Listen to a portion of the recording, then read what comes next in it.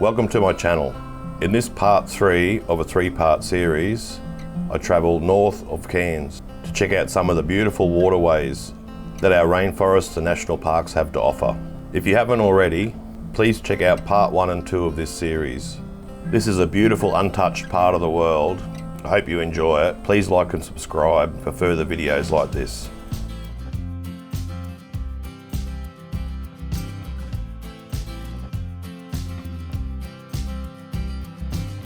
I'll stop off at the Mowbray River to check out the crocodiles. They have fixed this area up next to the bridge so people can stop and check them out. It's a great little spot to photograph them in their wild environment. And it's only 58 kilometres out of the centre of Cairns. Then we move on to Churchill Creek near the town of Gelatin. It's only a further 29.4 kilometres. And while we're in that area, we drive up to Mount Lewis to check out some of the wildlife. Then we drop into Mossman Gorge, which is a further 25.3 kilometres from Churchill Creek, just to have a look around and do a bit of quick filming. From there we head to the Daintree Rainforest, which is a further 31 kilometres. Along the way we have to stop at the Daintree River to catch the ferry across, and then we follow onto a few creeks in the Daintree Rainforest and head up to Cape Tribulation. Most people that head to North Queensland would love to see a saltwater crocodile in nature. If you're interested in seeing some of these, and you can time your trip right, make sure you stop off at the Mowbray River. The local council has been nice enough to put in some viewing platforms and a car park, so travellers can stop and observe the crocodiles in their native environment safely.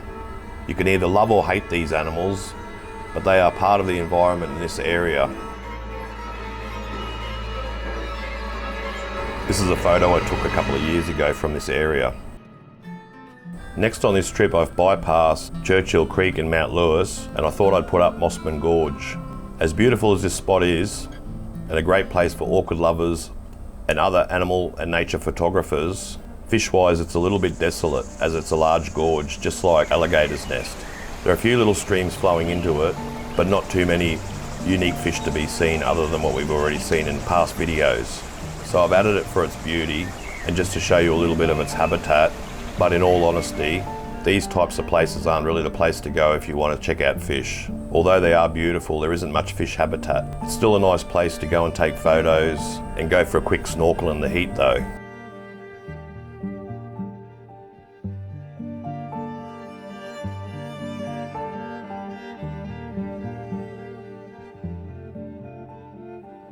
I was still lucky enough to capture some nice Pacific blue eyes and some of the habitat for inspiration, and the nature here is still beautiful, still worth a visit.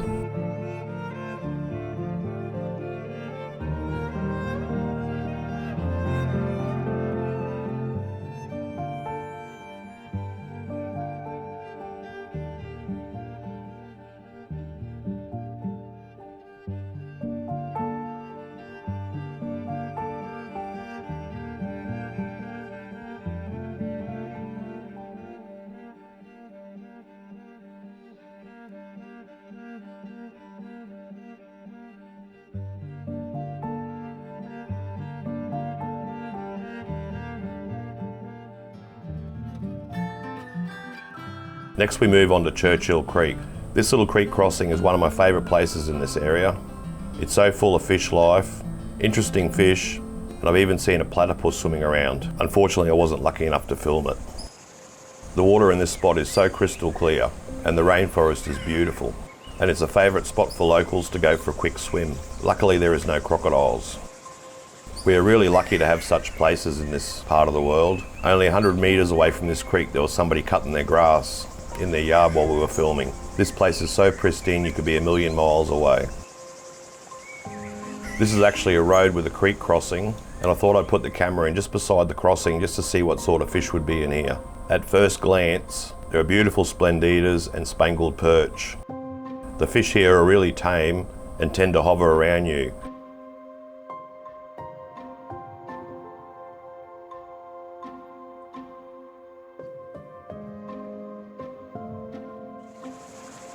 When you venture off further into the rainforest under the canopy, you are greeted with this spectacular sight of schools of coal grunter in amongst the tree roots flowing off into the creek. Beautiful rainbows, spangled perch. This place is truly amazing. And what a beautiful biotope to replicate. As you get in deeper, you're greeted with large sooty grunter and even an occasional catfish.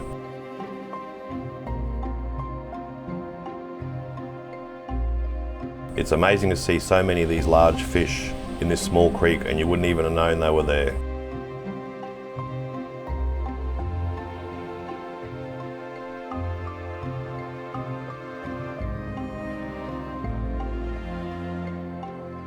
This unbelievably large purple spotted gudgeon swims through, the biggest I've seen, and he doesn't seem to be at all worried about the larger predatory fish. On the edges of the banks, there are smaller purple spotted gudgeon laying in wait for anything small enough that swims past. These two are a true predator and blend in really well with their environment.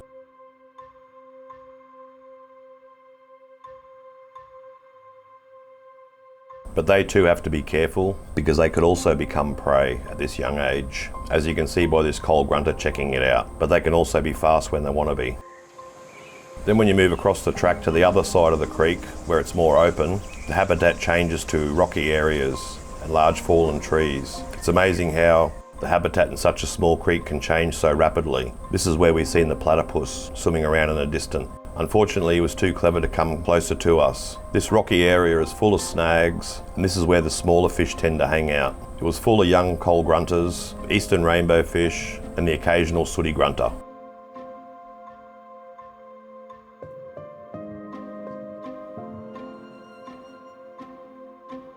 In these more open, rocky areas, it was amazing to see just how many rainbow fish there were about. They seem to love swimming in the open flowing water, waiting for whatever morsels may float downstream to feed on. It is always a pleasure having these little coal grunters swarming around me. The colours of these young fish are beautiful, with their motley patterns and the orange. It's a shame these fish are so aggressive in the aquarium. You wouldn't know it by looking at them here, where they swim tranquilly with the rainbows. Wherever there's a fallen log or a snag, it just seems to be loaded with fish life, all competing to get the better spot.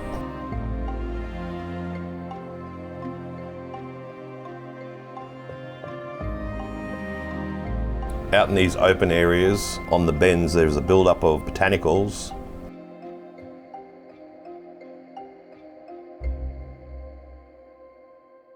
And in this area where the sun is shining, we are greeted with a small saw-shelled turtle rummaging around the leaf litter for some food. And it looks like it's actually found a small worm or something.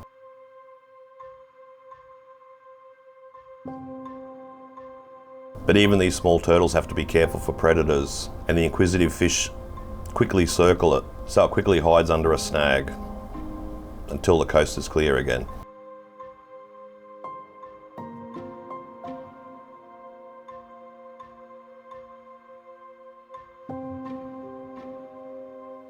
I've been to this place 3 times now, and I still haven't got sick of it. Every time I come here I see something new. What a beautiful little spot, and the people that live around here are very lucky to have it at their doorstep. Next we move on to Mount Lewis to search for the beautiful endangered Mount Lewis crayfish. Mount Lewis rises above the clouds and boasts some beautiful cooler climate rainforest that is the remnants of Gondwana. Travelling up this mountain, it's amazing in the wet tropics how cool it actually gets, and this is one of the reasons the beautiful Mount Lewis crayfish can survive. Driving through these wet tropical cane fields, you wouldn't think within about 20 minutes you could be somewhere that has a totally different environment.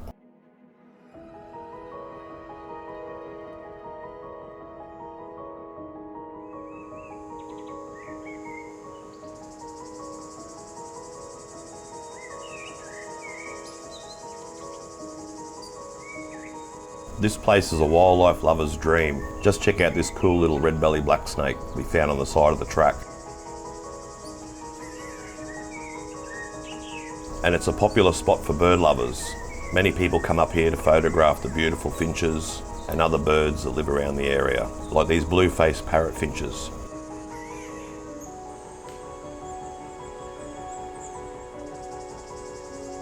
And this tooth-billed bowerbird that screeches in the background.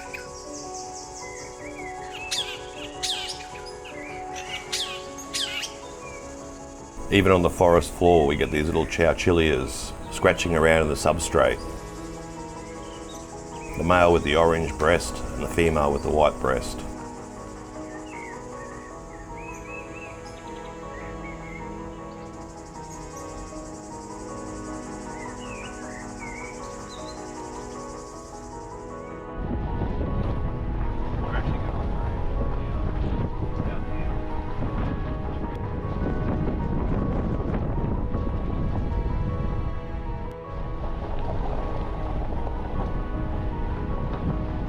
We drive further up the mountain into the clouds to find some beautiful little crystal clear streams.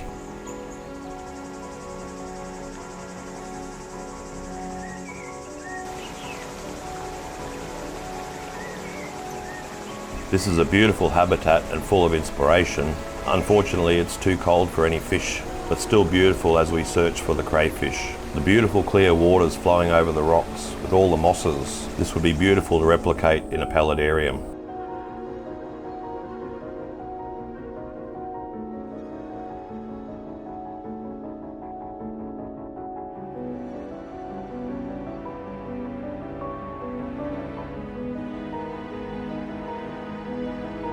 And even though there are no fish, there are these extremely large tadpoles. These would have to be some of the largest tadpoles in Australia, swimming in amongst the leaf litter. Some of these tadpoles reach the size of about 9 centimetres, and they are truly amazing to witness as they swam through this crystal clear water.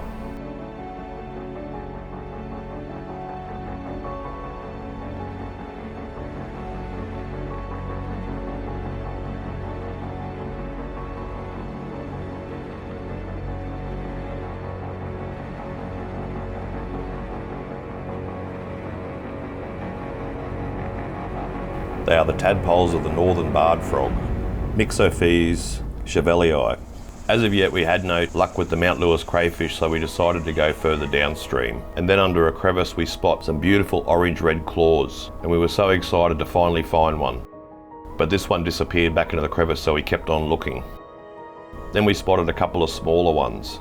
These truly are a beautiful crayfish and should be left alone, as they could live for many years and are endangered. So if you come up into these areas to check them out, please leave them alone and let them go along their way. It is just nice to be able to admire them. This area has a high rainfall and is not uncommon to see these crayfish wandering around looking for something to feed on land. They can survive out of the water for a period of time while in search of food, and are commonly seen foraging in the rainforest and put up a beautiful display when startled.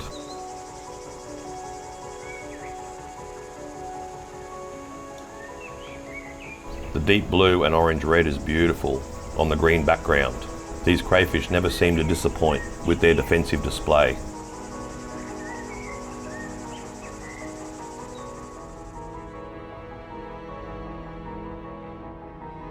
But in the freezing cold water they tend to be quite clumsy, almost stiff with the cold, as do the tadpoles.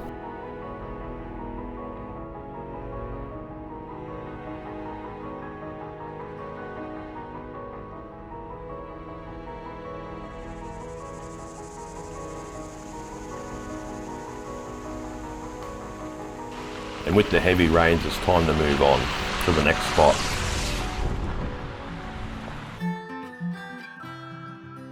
Next I go to explore the Daintree rainforest and some of its creeks.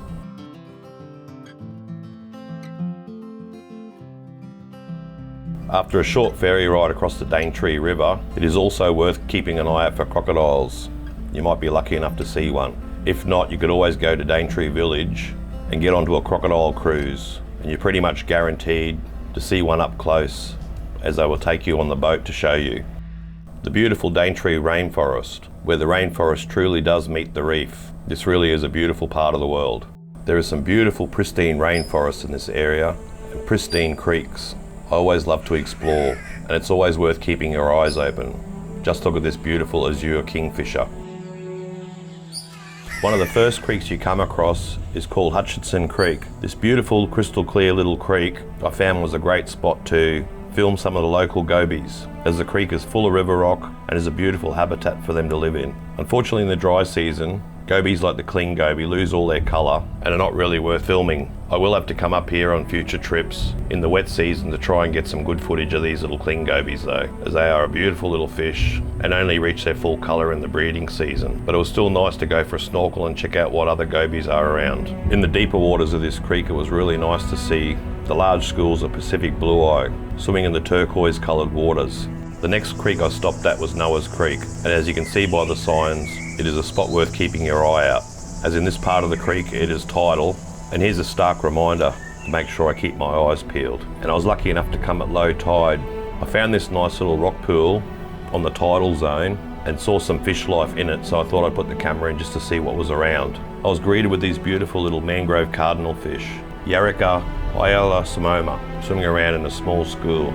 These little fish were great to observe in this little rock pool, swimming in amongst Pacific blue-eye and the occasional small mangrove jack. This was actually in fresh water, but the occasional bit of salt water you could see mixing in with it. So I guess they could survive in fresh or salt water. Still a beautiful little fish.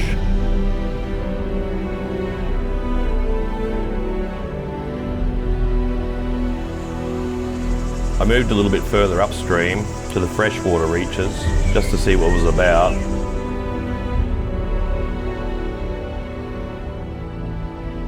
And was greeted by this large Roman-nosed goby, Awaeus actrososus. These are like a hill stream latch on steroids, growing to the length of 18 centimetres. They truly are a sight to be seen.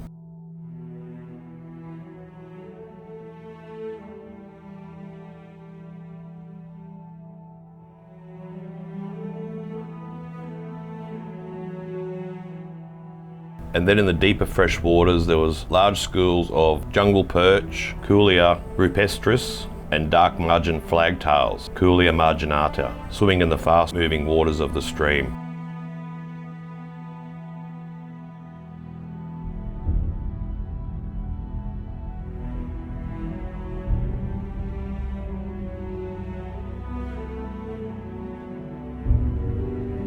Then I moved on to Cooper's Creek. This creek was by far the nicest creek of all of them and seemed to have the most diversity of fish.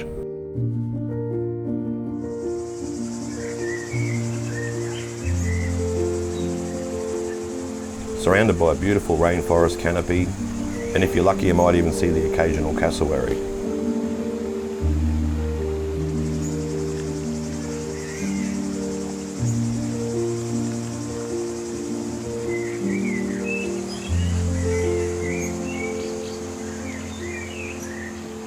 At first glance you don't see any fish, and the clarity of this creek is very deceiving. When I went to put the cameras in, around the structure and snags, I was surprised that the water level was about chest deep, and at 6 foot I'm not a short person. I was amazed at the abundance of fish life in this creek. I was surrounded by mangrove jack, mullet, silver grunter, and in the distance there were large herring and schools of red scat, which I was unfortunate not to be able to film, as they were a little bit too skittish. The mangrove jack, Lutjanius argentamaculatus, was very inquisitive, and some of the younger fish were very beautifully coloured.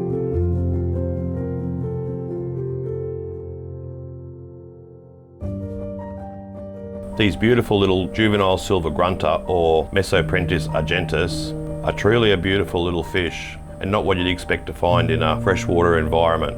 It's unfortunate that they grow and turn a bland silver colour when they're adults. I was lucky enough to observe this larger specimen using its duckbill as a tool, flipping over flat stones in search of food. It was an interesting habit to see a fish using a tool.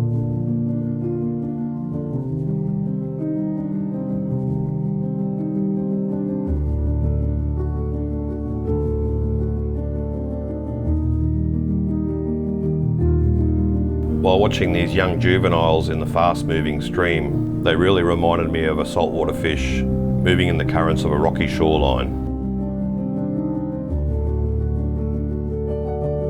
And there was also plenty of flagtail glassfish and Bassus myops hanging in and around the snags. And this beautiful threadfin silverbitty, Gerus filamentosus, foraging around for food.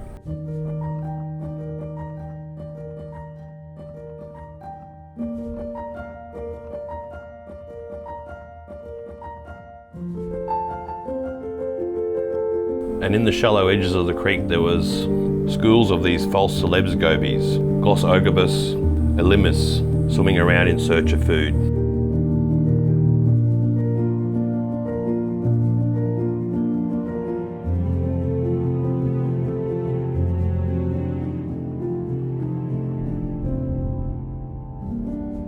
Once again, a reminder to be careful in these lower reaches of these creeks, as a nice sized saltwater crocodile swims past.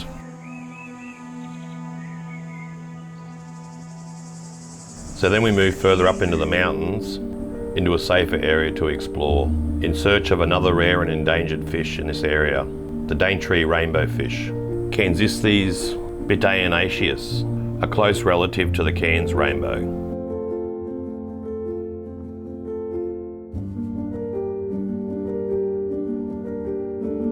This small rainbow fish was only discovered in 2018 and is endemic to only a few tributaries of the Upper Cooper and the nearby Hutchinson Creek in the Daintree region. It has been classed as endangered. There have only been around 150 fish counted in the wild, and it has a small distribution. I was lucky enough to capture this fish in the wild, and they were very few and far between, mostly hanging around in pairs or trios in the shallow waters around the tree roots and in amongst the leaf litter, and they seem to blend in well with their scenery. This is why this area really needs protecting, as we don't really know what other species could be here.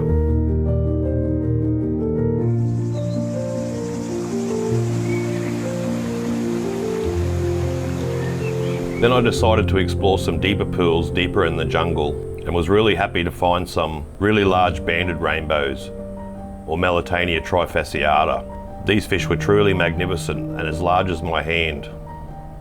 I've never seen rainbow fish this size before, and it was probably due to it being a national park. These fish too seem to only travel around in small groups of 3 to 4. You wouldn't tend to see them in large schools like some of the other rainbows down in the lowlands. But when capturing them on camera, they were truly magnificent, with their turquoise flecks and whatever light there was coming through the canopy. You can really get a true picture of the size of them when you see this large jungle perch come out from the snag below. This was a really beautiful spot.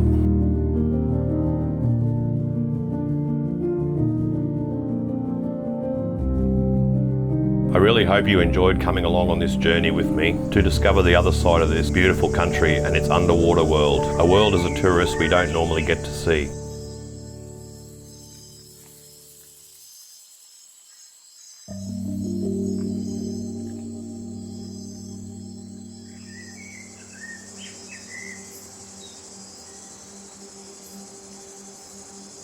Thanks for watching, and if you haven't seen part 1 or 2 of this series, please go back and check it out. And for more videos like this, please like and subscribe, and I hope we can go on further journeys in the new year together.